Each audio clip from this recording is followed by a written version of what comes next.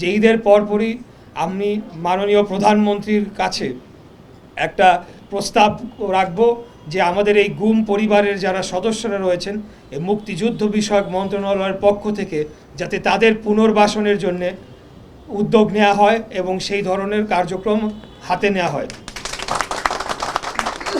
মহান মুক্তিযুদ্ধ থেকে শুরু করে জুলাই গণ অভ্যুত্থান পর্যন্ত প্রত্যেকটা আন্দোলনই কিন্তু একই সূত্রে গাঁথা।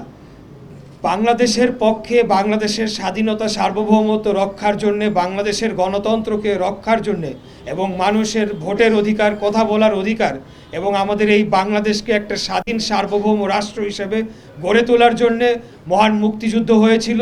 তারই পরবর্তীকালে আমরা সর্বশেষ দেখেছি যে জুলাই গণ অভ্যুত্থান হয় এবং সেখানে আমাদের যে ছাত্র জনতা তাদের বুকের তাজা রক্ত ঢেলে দিয়ে আমাদের এই দেশের স্বাধীনতাকে রক্ষা করেছে।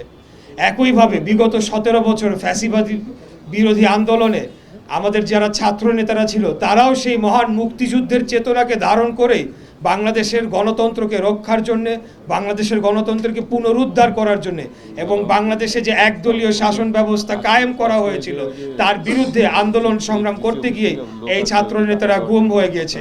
তাই আমি মনে করি যে এই সকল যে আন্দোলনের মাধ্যমে যারা তাদের শহীদ হয়েছে, যাদের পরিবার নির্যাতিত হয়েছে তাদের পুনর্বাসন করা, তাদের ভবিষ্যতে তাদের যে সন্তানরা রয়েছে, ছোট ছোট সন্তানরা আপনারা দেখছেন, ওদেরকে আমি দেখেছি তারা অনেক ছোট ছিল।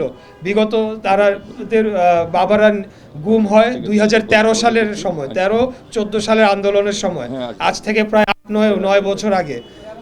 13 সালে, অনেক আগের কথা।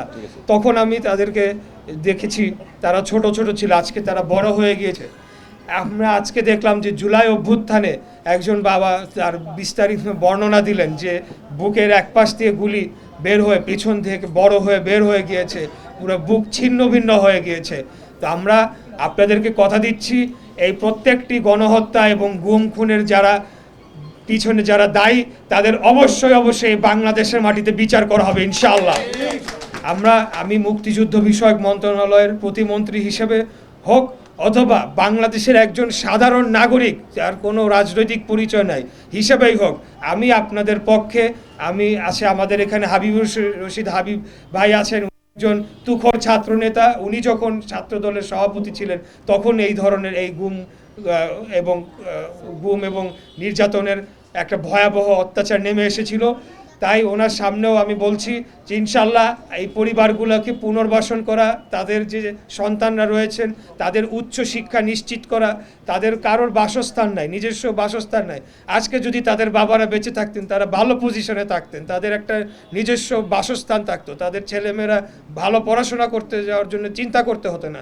এই জিনিসগুলো আমরা অবশ্যই নিশ্চিত করতে চাই এবং এটা আমি মনে করি বাংলাদেশ সরকারের দায়িত্ব এই জিনিসগুলো নিশ্চিত করা। তাই আমি আপনাদেরকে কথা দিচ্ছি ইনশাল্লাহ আমরা আগামী রোজার ঈদের পরে যখন আমাদের কার্যক্রম পুরোপুরিভাবে শুরু হবে, আমাদের মাননীয় প্রধানমন্ত্রীর কাছে আমরা যাব দরকার হলে গিয়ে এই পরিবারগুলো যাতে আগামী দিনে তাদের ভবিষ্যৎ যাতে সুরক্ষিত হয় সেটা নিশ্চিত করার জন্য আমরা কাজ করে যাব। এই প্রতিজ্ঞা করে আপনাদেরকে অগ্রিম ঈদের শুভেচ্ছা জানিয়ে বিদায় নিচ্ছি। খোদা হাফেজ। বাংলাদেশ জিন্দাবাদ। বাংলাদেশ